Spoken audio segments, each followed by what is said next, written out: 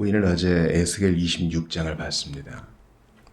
에스겔 26장, 27장, 28장이 두로에 대해서 얘기하고 있다고 우리 미리 서론을 말씀드렸어요. 이미 예루살렘과 남유다에 대한 심판의 예언은 끝났고요. 이제 주변국들에 대한 심판의 예언입니다. 하나님은 온 우주의 하나님이시요 온 열국의 하나님이십니다. 두로에 대해서 왜 이렇게 깊이 다뤘느냐 이유가 있어요.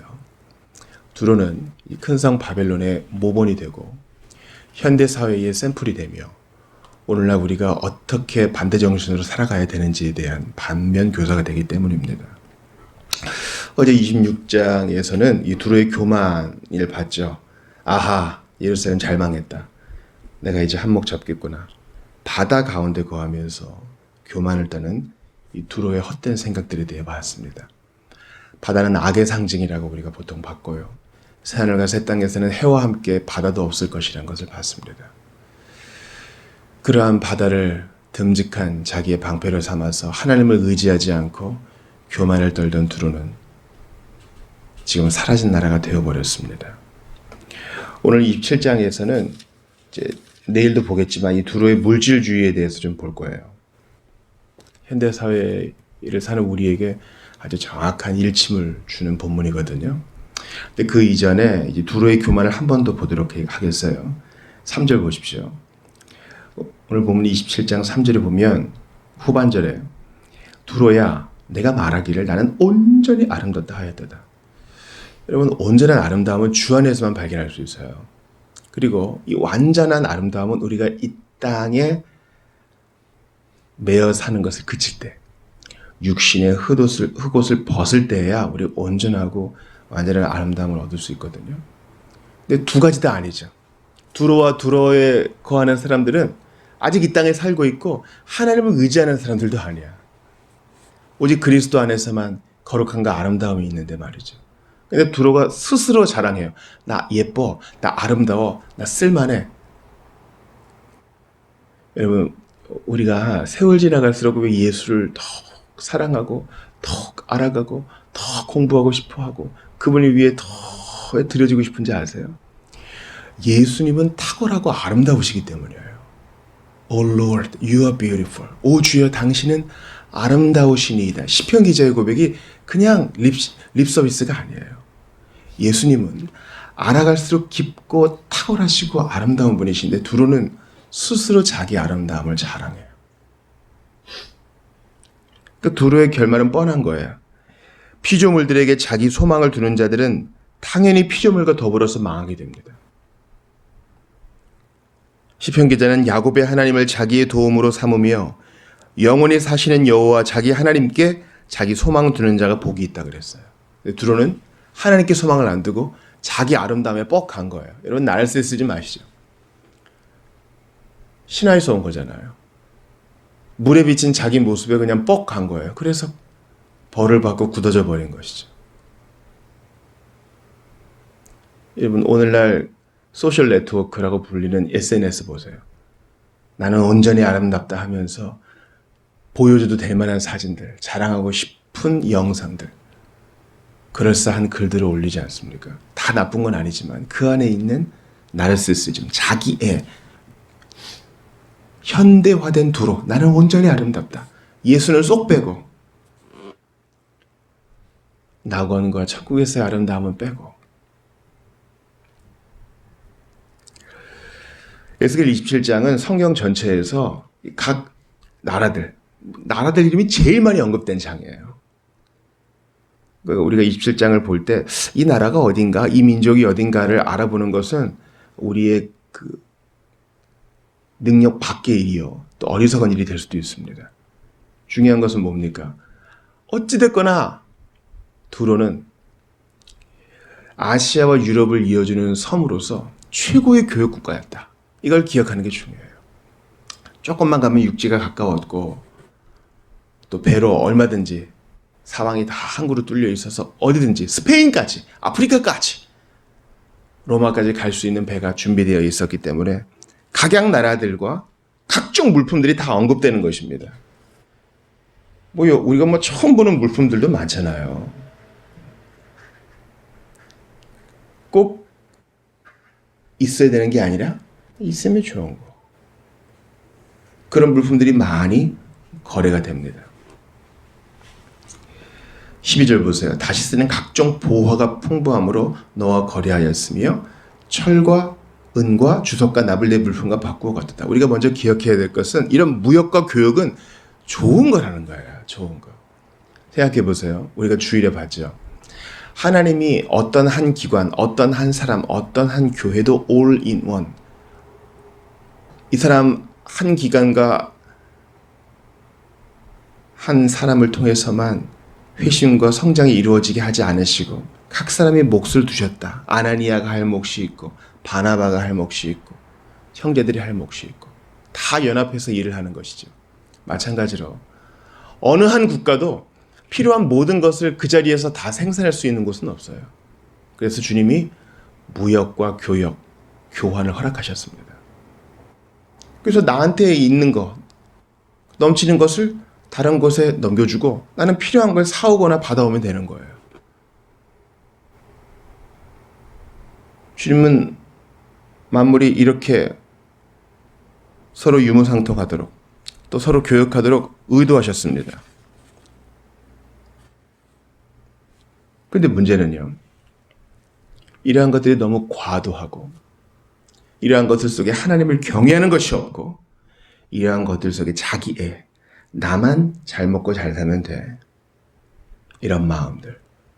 이 모든 것을 선물로 주신 하나님을 인정하지 않는 마음이 있었기 때문에 두로는 결국 멸망했다는 것입니다. 두로의 교만과 자기애, 하나님을 모시지 않음이 심판의 중요한 원인이 되었다는 것입니다. 에스겔 27장의 그 수많은 목록들을 다시 생각해 보세요. 20절에 까는 천 이런 것도 나오고요. 19절에 보니까 가공한 쇠, 계피, 대나무 제품이 상품 중에 있었다. 여러 물품들이 나와요. 근데 이게 큰 성 바벨론이 멸망할 때 바벨론의 물품인 거 아세요, 여러분? 자, 여러분 제가 요한계시록 18장을 읽어드릴게요. 요한계시록 18장에 보면은 큰 성 바벨론의 멸망에 대해 얘기하고 있거든요. 패망에 대해서 얘기하면서 12, 13절을 들어보세요. 그 상품은 큰 성 바벨론의 상품이에요. 금과 은과 보석과 진주와 세마포와 자주 옷감과 비단과 붉은 옷감이요 각종 향목과 각종 상아 그릇이요 각종 값진 나무와 구리와 철과 대리석으로 만든 각종 그릇이요 계피와 향유와 향과 향유와 유황과 포도주와 감람유와 고운 물가루와 밀이요 소와 양과 말과 수레와 종들과 사람의 영혼들이라. 바벨로나.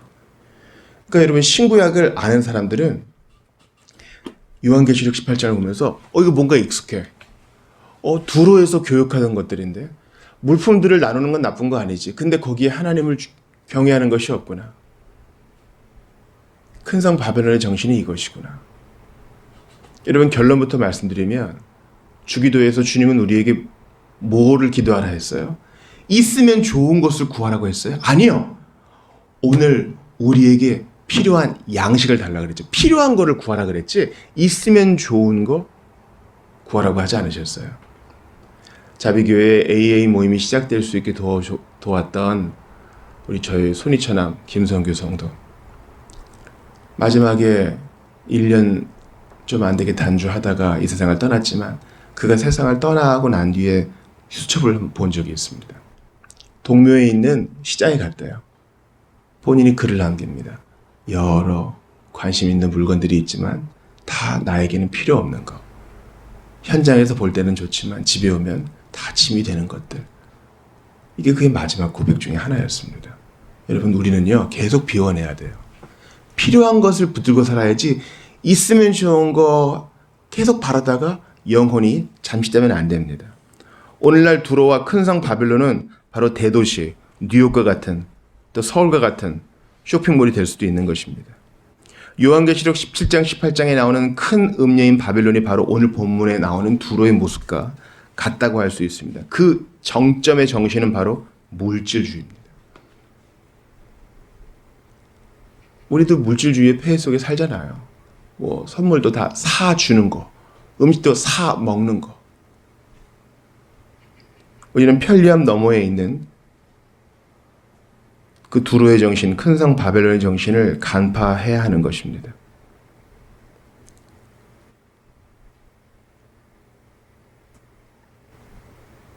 그래서 세상의 복음은 무엇입니까? 네가 원하는 것은 다 가져.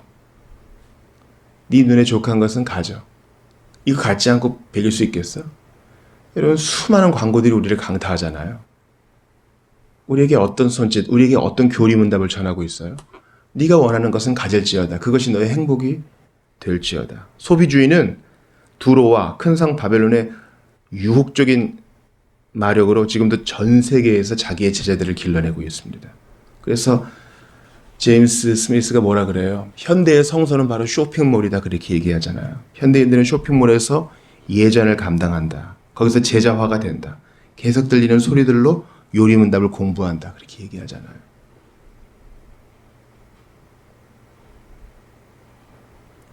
우리가 보는 것에서 만족을 취해야 되니 그것을 꼭 가져라. 네가 지금 그것을 감당할 능력이 안 돼도 일단 저지르고 봐라. Just do it. 그냥 해버려. 뒤의 일들은 생각하지 말고. 이것이 바로 두로의 정신인 것입니다.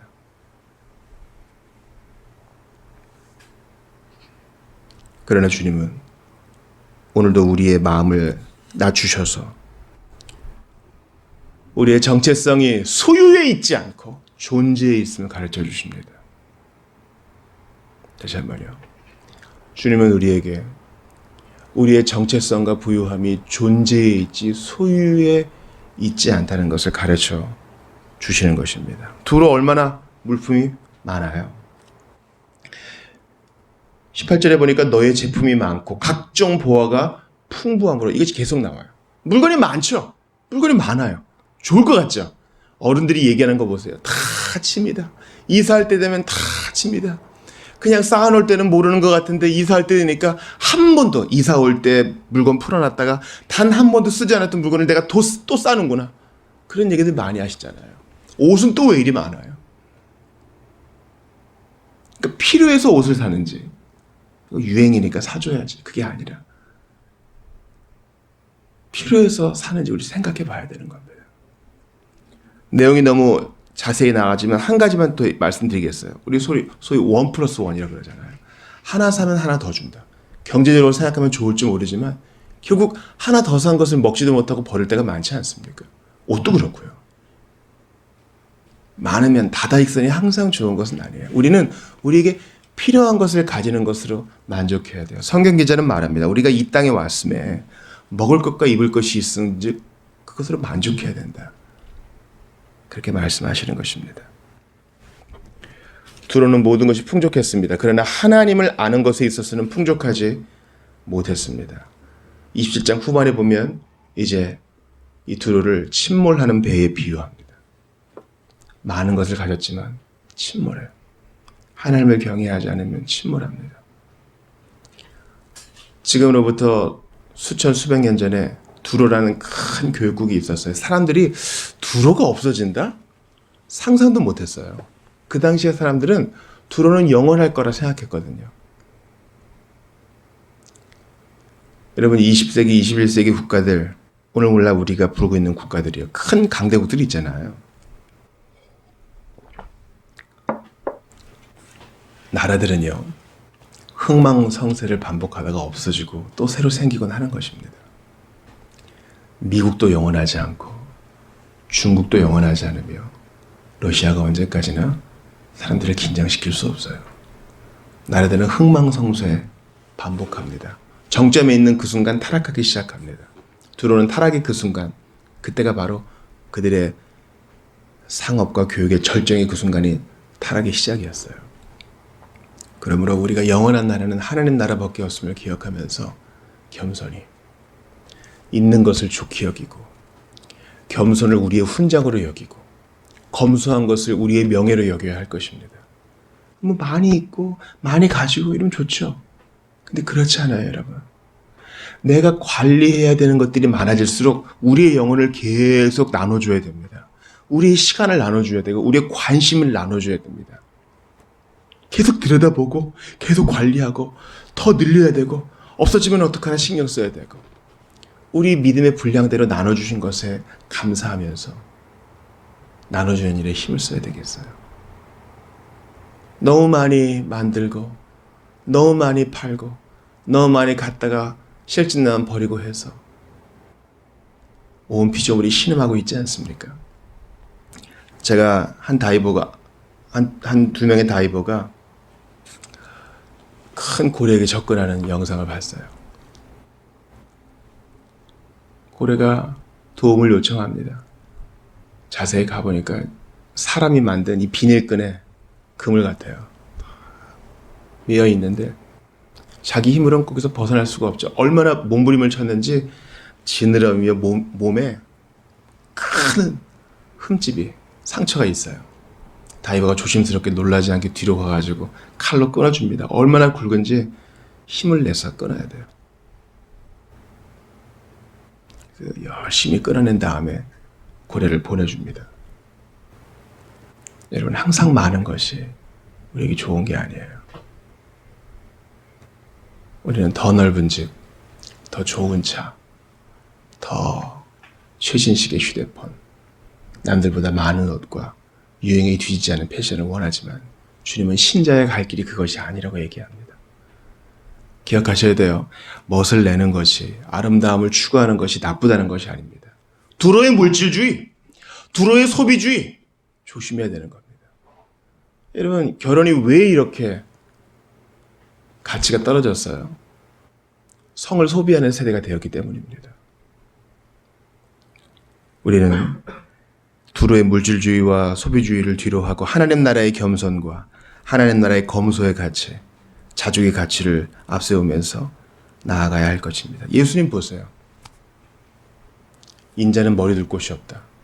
예루살렘에 입성하신 그분을 재워주는 사람들이 하나도 없어요. 그래서 성 밖에 가서 나사로의 집 가서 자고 오시잖아요. 배가 고프셔요. 길에 있는 열매를 따드십니다. 마지막에 로마 군병들이 그분의 것을 좀 나누는데 옷밖에 없으니까 옷 찢어서 통으로 나눠 가집니다. 그분은 가난이 무엇인지, 필요한 것으로 만족하는 것이 무엇인지 아세요? 물론 예수님은 잔치를 즐기시는 분이긴 하지만 그분은 우리에게 물질주의와 소비주의를 넘어선 하나님 나라의 원리를 가르치셨습니다. 그리고 그것이 최고의 삶의 길임을 알려주시고, 죽으시고 부활하신 주님이 오늘도 우리의 눈을 보여 말씀하십니다. 심령이 가난한 자는 복이 있나니. 두로의 정신이 아닌 팔복의 정신, 심령의 가난한 자의 복된 정신으로 살아가시는 여러분들 다 되시기를 주의 이름으로 축원합니다.